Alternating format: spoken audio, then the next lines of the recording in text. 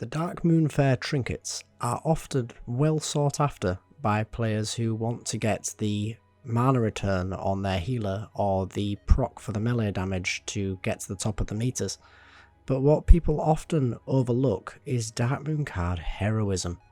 Now, in today's video, we're going to be looking at Darkmoon card Heroism and why it may be something that you want to be looking towards getting for yourself if you are interested in solo gold farming as a melee class. So let's dive into it. So what is Darkmoon card Heroism? So Darkmoon card Heroism is a trinket that you can acquire by turning in the Warlord's deck at the Darkmoon Fair. Now, this trinket at face value doesn't really give you the information that you need to fully understand it. It seems like it's a very simple trinket, and it is, in that it will heal you for an amount between the two that are specified at an unspecified frequency.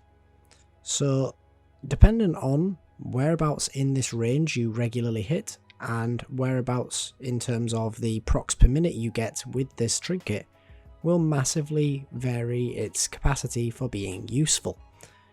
This trinket has the potential to be incredibly useful in the right contexts, but often goes overlooked due to the fact that in the majority of raid encounters, it's not going to be that useful for that many people, as healing is something that is going to be done by the healers for you if you are taking any damage, and you are instead better off getting something that's going to increase your DPS.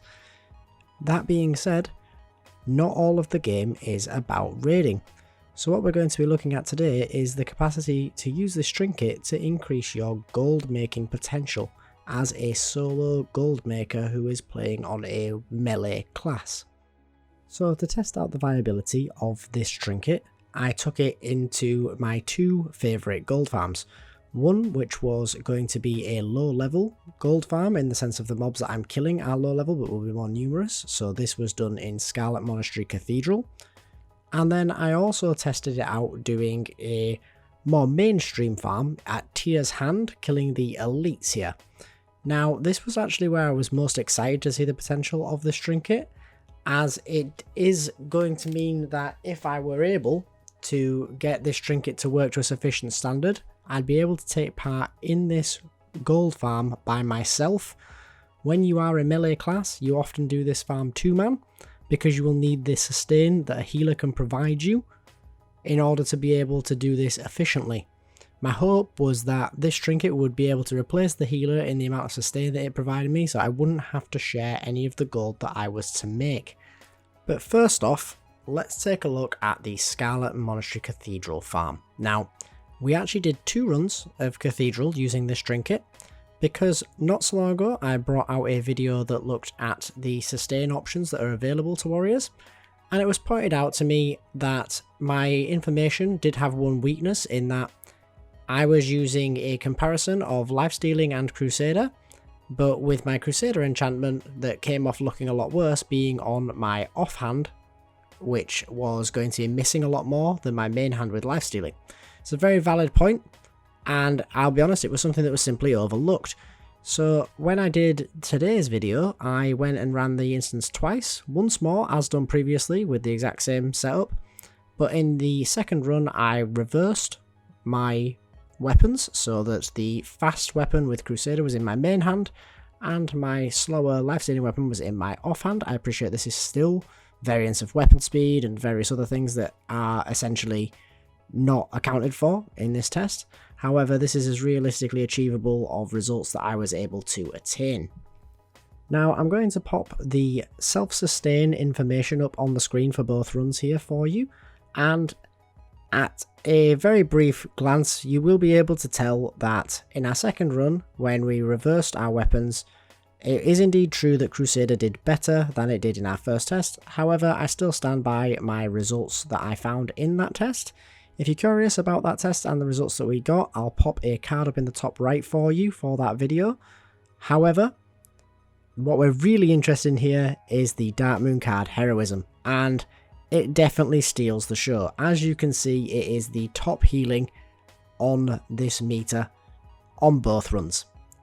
So that in of itself has massively out-healed what you're going to be able to achieve from the weapon enchantments that we have reviewed. as well as also the set that I am wearing for the heal proc from the Dungeon Warrior set. This self-sustain was absolutely massive and it was very noticeable when running the dungeons. The dungeons essentially felt trivial. I was still taking the dungeons on with a little bit of respect as to not come afoul of my own ego. However, it did feel substantially easy and I was pretty much able to walk through with minimal effort and no thought whatsoever, because the sustain from this trinket was absolutely fantastic. So when it comes to whether you want this trinket when you are performing lower level instance farms such as Scarlet Monastery, I am very much inclined to suggest that you do. So moving on to Tyr's Hand. Now, Tyr's Hand is a very interesting gold farm in that it is reasonably well known and it has great potential for gold returns, as well as also having a steady amount of gold coming in as well. So if you aren't familiar with Tyr's Hand, please do take this video while it is reviewing the Darkmoon card Heroism also as a tip to go here for a potential gold farm for yourself. The only thing that really holds it back as a gold farm is the fact it can be quite challenging. Now, that is going to be mitigated by this sustain from the Darkmoon card Heroism. Now, when it came to recording this, I actually did it after the Scarlet Monastery runs. So I was very curious to see whether the same rate of victory for Darkmoon card Heroism was going to be attained here over my other self-sustain methods comparative to Scarlet Monastery, because one thing that we do have to consider, of course, is that with higher level mobs, the chance to miss is greater, which is going to affect proc chances quite dramatically.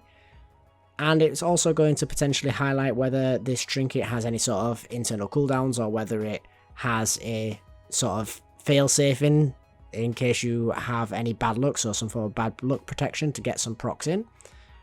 And I found the results quite interesting. I'll put them up on the screen for you now.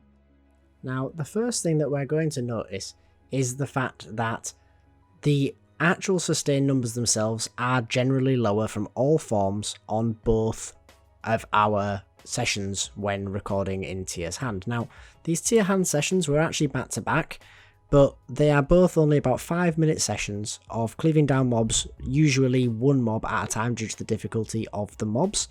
So there is some variance potentially here in simply luck with procs, because of course on only a 5-minute sample test, that is something that is potentially going to be affecting the results. And I do think that is shown in the low Crusader procs that you do see here. That is potentially going to be just bad luck. However, when it comes to the frequency of the procs of the Darkmoon card, it seems very consistent between what orientation we have our weapons, and that is something that is truly fantastic when it comes to overcoming the inherent mischance of dual wielding as a melee class. On a similar note, you will obviously see the discrepancy here between Bloodthirst and Heroism, and that one was over the other. What I would say is that Bloodthirst is of course subject to miss, which is probably going to be the difference here. In my honest opinion, I would say that the healing provided from Bloodthirst roughly equates to the healing provided from the Darkmoon card Heroism, at least in my experience, which, given that that makes up the majority of your healing, it is worth saying that to an extent having Darkmoon card Heroism is pretty much going to double your self-sustain comparative to if you were just using your class abilities and no other forms of sustain through enchantments or trinkets or procs of any kind, which I would have to say does make it excellent value comparative to all the other options that you have available to you for providing some form of self-sustain. So to that end, it's time for the conclusions that we can draw from this information. Now, conclusion number one is very straightforward, and that is that Darkmoon card Heroism is fantastic for providing self-sustain to classes that may not otherwise have it. It is going to prove to be very much consistent between the mob levels that you are fighting, no matter what type of gold farm you are engaging in. Darkmoon card Heroism does seem to be a fantastic choice, whereas a lot of others do vary wildly.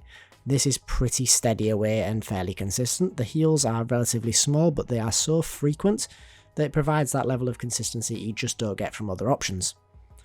Now, the big question, is this something that you should get for yourself? And it's a tricky one, because if you are going to be farming for your gold with this trinket, which obviously isn't available until max level, then it is probably going to get you good returns on your sustainability in the gold farm. However, it is expensive to purchase for yourself. Now, on the servers that I have played on, it varies between about 150 and 350 gold, which is quite dramatic in variance, but in my experience, it does prove to be somewhere in and around that 300 gold mark. So, if it's going to provide you the sustain that you need to get that 300 gold back in your gold farms, then of course it is worth the investment. Personally, I think it is worth the investment irrespective of these, because it's not hard to make that money back through gold farming, and as a result the trinket will pay itself off in no time. Now, if you are struggling to find the gold to begin with, or you have other gold farming options, then that price tag may be something to put you off. One other thing to mention as well is that because this is a Darkmoon Fair trinket, it is only available when the Darkmoon Fair is in town. At the time of recording, that is active right now, so if you're looking to go and purchase one for yourselves, then you can go and do so. But do bear in mind that if you are watching this video at a later time, you will have to check your calendars to find out when the Darkmoon Fair is on. It usually is on with the first Monday of every month. That'll about wrap it up for me, guys. I hope you enjoyed the video. If you did, please do consider liking the video. It does help out an awful lot. And if you want to be kept up to date with any future videos like this, then please do consider subscribing to the channel. But for now, guys, thanks for watching, and I hope to see you in the next one. Later.